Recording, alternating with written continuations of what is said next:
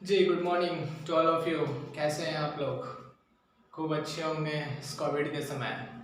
तो मैं एक बार फिर आपके सामने प्रस्तुत हो गया हूँ और आज की क्लास स्टार्ट करेंगे जस्ट पिछले लेक्चर के जस्ट बाद। और ये हमारा पार्ट 4 होगा वीडियो का। और हम लोग जो चैप्टर पढ़ रहे हैं वो तत्वों का निष्कर्षण, that is called in English chemistry metallurgy. Metallurgy chapter हम लोग पढ़ रहे हैं और इस चैप्टर को काफ़ी 3 पार्ट हो गए हैं हमारे और ये चौथा पार्ट का वीडियो है। आप इसे अगर इससे पहले आप लोग वो तीनों पार्ट अगर अच्छी तरह से नहीं देखें तो ये शायद समझ में नहीं आएगा। तो पहले उन तीनों पार्टों को देख लें, आफ्टर दैट इस पार्ट को आप लोग देखेंगे। तो मैंने वहाँ पर पढ़ाया था आप लोगों को कि अयस्क का जो सांद्रण कर सकते हैं वो 3 विधि से कर सकते हैं। ये सभी लोग को उस समय मैंने बताया था।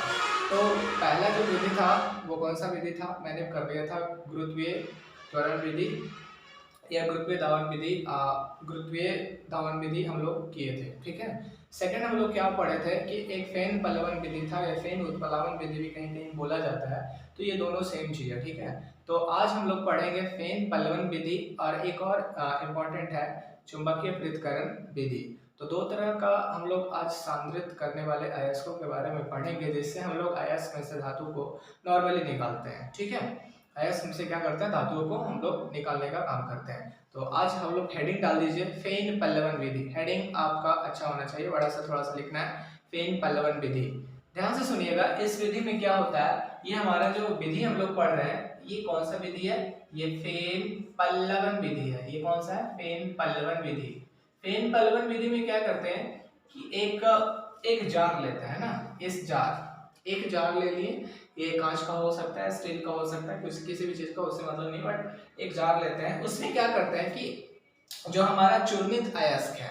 अच्छा, एक बात और ध्यान रखिएगा कि फेन पल्लवन विधि जैसे ही हम लगा रहे हैं तो दिमाग में ये होना चाहिए आपका कि इसमें जो अयस्क जो सांद्रित किया जाता है वो कहीं ना कहीं सल्फाइड अयस्कों को ही सांद्रित किया जाता है इस मेथड से। या फिर इस विधि से अगर बोर्ड एग्जाम में क्वेश्चंस वगैरह पूछे जाते हैं कि बताइए कि कौन सा अयस्क है जो फेन पल्लवन विधि द्वारा सांद्रित किया जाता है, यानी कि उसमें से धातु। तो याद रखिएगा कि फेन पल्लवन विधि द्वारा सल्फाइड अयस्कों का सांद्रण किया जाता है। फेन पल्लवन विधि द्वारा सल्फाइड अयस्कों का सांद्रण किया जाता है। तो सल्फाइड अयस्कों को नॉर्मली हम इसमें क्या करते हैं, इसमें से सांद्रित करके सल्फा निकालते हैं, ठीक है। तो मेनली जिसमें एस लगा हुआ होना चाहिए वैसा यौगिक लेना है जिसमें क्या रहना चाहिए, सल्फर की मात्रा रहनी चाहिए। तो ठीक है, तो सल्फाइड अयस्कों का जो सांद्रण होता है वो फेन पल्लवन विधि से होता है, ठीक है, ये ध्यान रखिएगा। सबसे पहले क्या करते हैं कि चूर्णित अयस्क को सबसे पहले चूर देंगे, ठीक है, महीन चूर्ण बना देंगे। और एक महीन चूर्ण बनाने के बाद क्या करेंगे कि ध्यान से सुनिएगा, एक जार लेंगे, इस जार में कुछ पानी डाल देंगे, ठीक है। उसमें फिर इसके ऊपर से क्या डाल देंगे, चूर्णित अयस्क डाल देंगे, जो नीचे छोटा छोटा आपको दिख रहा होगा। इस चूर्णित अयस्क को हम लोग ऊपर से डाल देंगे, ठीक है। और क्या करते हैं कि इसमें कुछ तारपीन का तेल डालते हैं, तारपीन का तेल, और इसमें एक सोडियम कार्बोनेट भी डालते हैं, ठीक है, सोडियम कार्बोनेट भी डालते हैं। तारपीन का तेल के साथ क्या लिखेंगे, क्या इसमें डालेंगे, तारपीन का तेल तो डालेंगे ही और साथ में सोडियम कार्बोनेट भी डालेंगे ताकि फेन उत्पन्न हो, ठीक है, फेन उत्पन्न होगा। और उसके बाद क्या करेंगे, चरखी जो हम लोग दही वगैरह को मारने के लिए एक नहीं देखते हैं दलघोटनी टाइप का, जस्ट वो टाइप का रहेगा, उससे हम लोग क्या करेंगे, इसको बीच में ऐसे ऐसे चलाएंगे। तो उससे चलाने से क्या होगा कि इसके अंदर जो अयस्क है वो पानी के साथ मिल जाएगा, क्योंकि तारपीन का तेल हम लोग इसमें डाले हैं और साथ में सोडियम कार्बोनेट भी इसमें डाले हैं। तो जिससे क्या होगा कि एक झाग उत्पन्न होगा जिसको बोलेंगे फेन, ठीक है।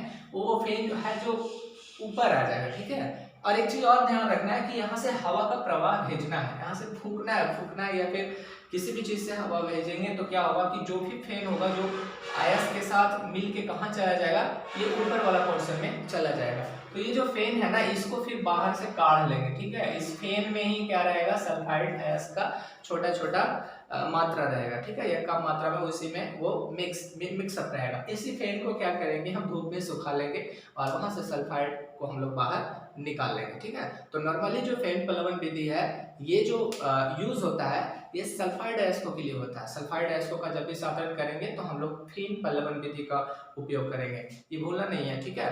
तो नॉर्मली इस तरह के सांद्रण जो है वो नॉर्मली इस तरह दो तरह के कंपाउंडों में किया जाता है। एक तो हमारा पीवीएस है, तो पीवीएस का सांद्रण या सांद्रण हम लोग किस मेथड से करेंगे, फेन पल्लवन विधि से। पीवीएस लीड सल्फाइड या फिर लेड सल्फाइड बोलेंगे, जेडएनएस को क्या बोलेंगे, जिंक सल्फाइड बोलेंगे, ठीक है। तो ये दोनों का साधन जो है वो फेन पल्लवन विधि। तो फेन पल्लवन विधि जैसे ही माइंड में आए आपको ये लगना चाहिए कि इसमें सल्फाइड है, तो जैसे ही सल्फाइड एसओ का सांद्रण के बारे में बात हो तो दिमाग से फक से फोकस होना चाहिए कि सल्फाइड एसओ के बारे में बातचीत हो रही है, ठीक है। ये क्लियर है।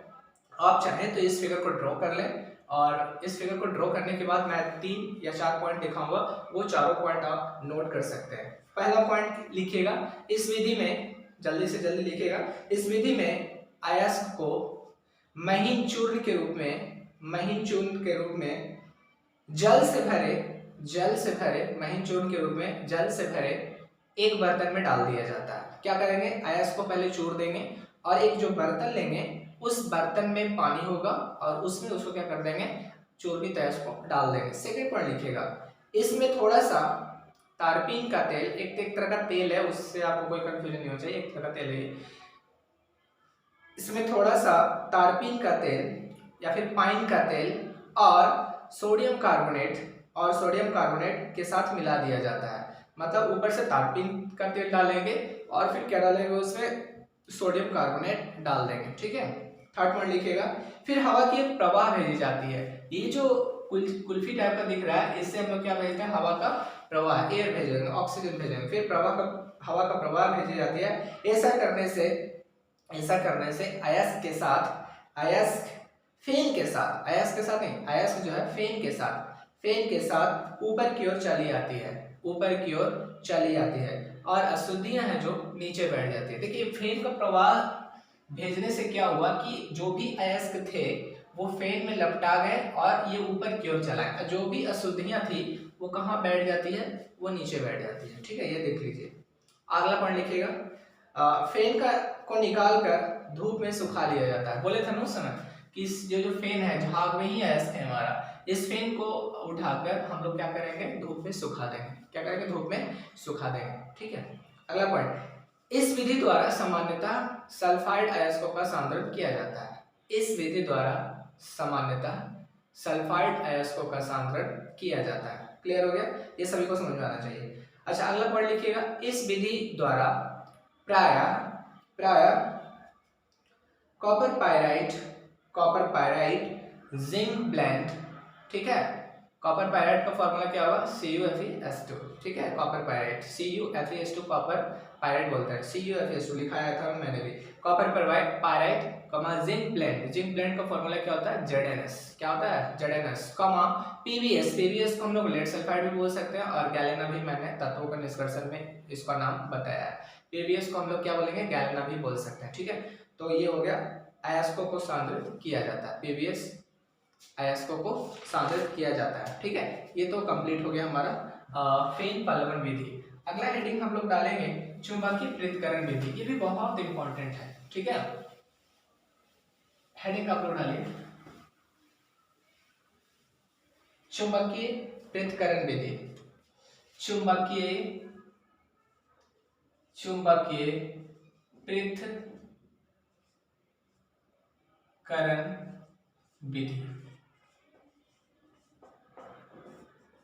चुंबकीय पृथक्करण विधि में क्या करते हैं कि दो तरह का पट्टा रहेगा, ठीक है। दो तरह का गोल एक पट्टा रहता है, ध्यान से देखिएगा, और ये लोहा का रहेगा, इस पर एक बेल्ट लगा हुआ रहता है। क्या लगा हुआ रहता है, बेल्ट, ठीक है। ये बेल्ट दोनों आपस में इसमें सटे हुए रहते हैं, बेल्ट चरखी टाइप का, ठीक है।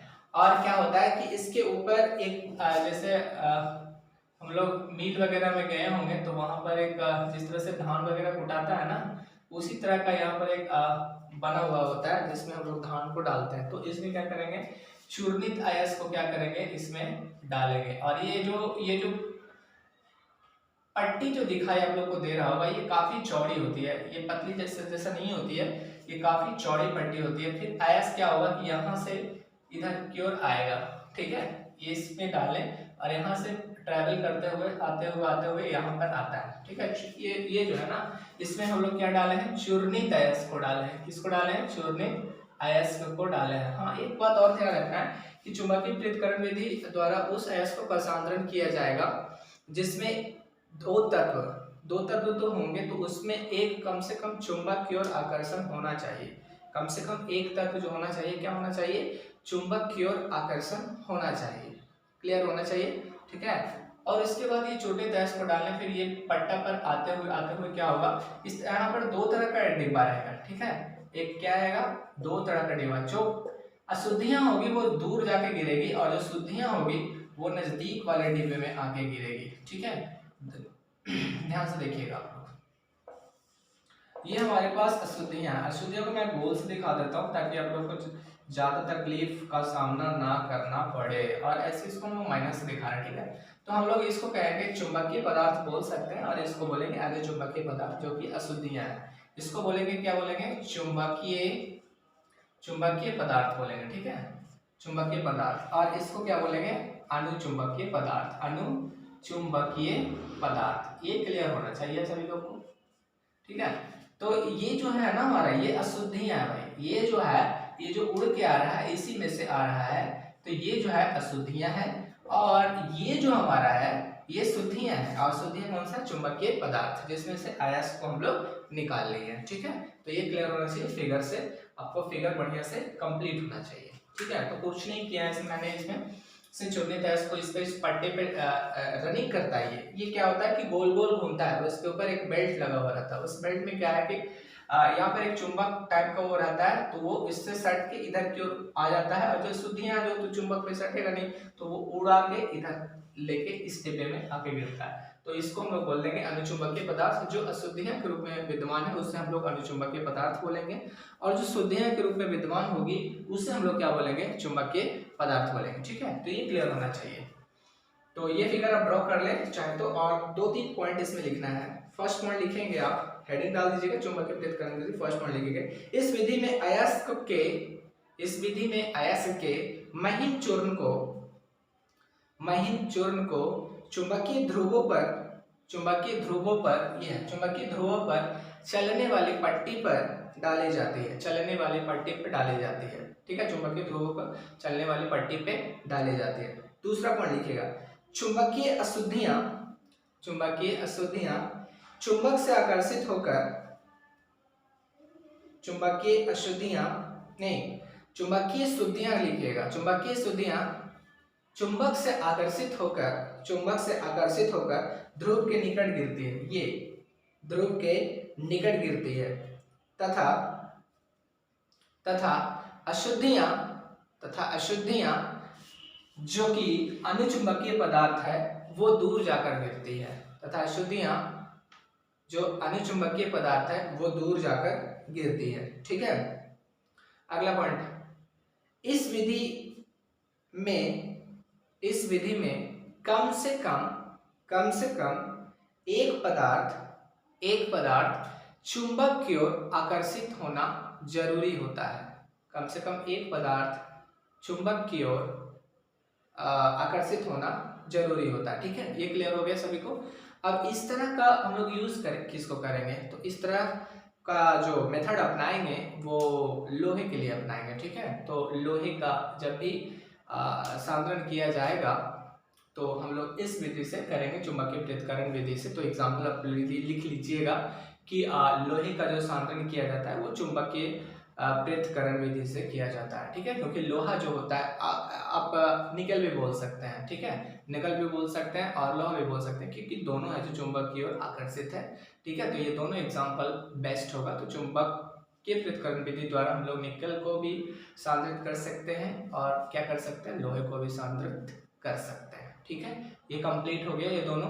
अब लोग अगले जो वीडियो में हम लोग आएंगे तो कुछ एक्स्ट्रा दो या 3 पॉइंट है, मैं उसको ऐड करवाऊंगा। दो बहुत ही इंपॉर्टेंट है, विस्थापन और वर्जन के बारे में हम लोग अगले वीडियो में बात करने वाले हैं। तो उसको थोड़ा डिटेल में अच्छी तरह से पढ़िएगा, क्योंकि वो आगे और भी काम आने वाला है। आप लोग के कॉम्पिटिटिव एग्जामिनेशंस में उससे सवाल ज़्यादा आते रहते हैं। तो यहाँ तक तो चुंबकीय पृथक्करण विधि किसी को भी समझ में नहीं आया है तो वो आप कमेंट करिए, कमेंट सेक्शन में जाके कमेंट कर सकते हैं, ठीक है। और जो लोग हमारे चैनल पे नए हैं वो कृपया चैनल को सब्सक्राइब कर लें, ताकि मैं इधर वीडियो अपलोड करूं तो आप लोग को नोटिफिकेशन के जरिए मिल जाए, ठीक है, और आसानी से आपको चीज़ें समझ में आने लगे। ठीक है, अब हम लोग इस वीडियो से विदा लेना चाहते हैं क्योंकि ये वीडियो ज़्यादा लंबा ना हो, आपको ज़्यादा बोर ना फील हो, इसलिए मैं शॉर्ट वीडियो बनाता हूँ ताकि आप लोग कम से कम इतना जरूर देखें और इसको बार बार देखें, कम से कम 2 बार तो अगर देख लेते हैं तो आपको काफ़ी अच्छी तरह से समझ में आ जाएगा। मैंने कुछ ज़्यादा कुछ बताया नहीं, कुछ ही नॉर्मल ही चीज़ है, आप लोग अगर इसको बार बार रिवाइज करें तो ये माइंड में पुट अप हो जाएगी। ठीक है, थैंक यू, जय हिंद, गुड नाइट।